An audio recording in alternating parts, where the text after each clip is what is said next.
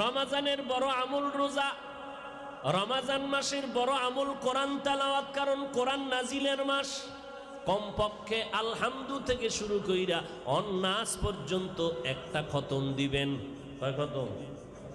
সাহারি খাওয়ার আগে হোক অথবা পরে হোক, আজানের আগে 2 রাকাত তাহাজ্জুদ আমরা ইনশাআল্লাহ পরে দোয়া করব। টাইম বড় বরকতের টাইম। আল্লাহ, আমি লেখাপড়ায় দুর্বল, ব্রেন বাড়ায় দাও। আমার ভাই কথা শুনে না, তুমি বাধ্য বানায় দাও। আম্মা আব্বার হায়াত বাড়াও, সুস্থতা দান করো। ব্যবসায় সমস্যা সমাধান করো। ছেলে মাইয়ার বিয়ার সমস্যা সমাধান করো। আল্লাহর কাছে নির্জনে যায় নামাজে বসে একা একা বলবেন। আল্লাহ বলে, বান্দা, এক তো রমাজান, আবার ভোর রাত্র তাহাজ্জুদ পড়েছো, তুই রোজাদার, সাহারি খাবি খাবি ভাববা খেয়েছো। আমি আল্লাহ খোদার জাতের কসম করে আল্লাহ বলে, তোর একটা দোয়াও খালি ফিরাইয়া দিব না।